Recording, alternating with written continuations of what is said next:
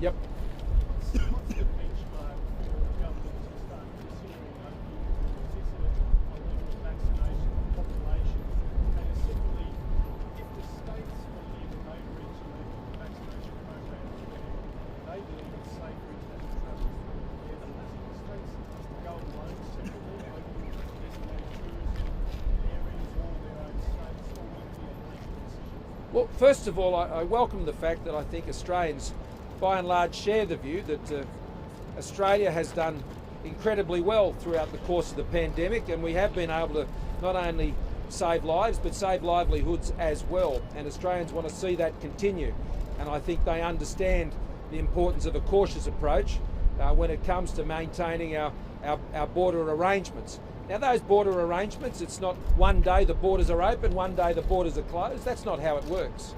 There's a sliding sort of scale here, and we're working on the next steps. Now, it's not safe to take those next steps right now.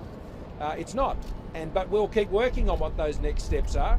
I've talked about those next steps. Those next steps are for Australians to be in a position when they're fully vaccinated to be able to not be subject to any domestic restrictions that are put in place by state and territory governments, that they might be able to travel with different types of quarantine arrangements on their return.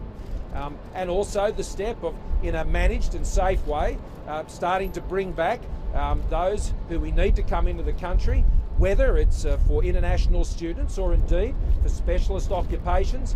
And I know we have a lot of challenges in the agricultural sector and the hospitality sector in regional areas, and facilitating those types of arrangements. So I'd say more, Mark, that there are some practical challenges that we are working on now and finding solutions to, and you'll move incrementally, not all in one day, but right now it is not safe to be flicking the switch on those. I'm looking forward to further discussions with the Singapore government about them being the next potential country. Now, I still think that is some way off, particularly as we've seen, and it's a telling reminder. In Singapore, we are seeing lockdowns come back in, and that has been one of the more successful countries like Australia.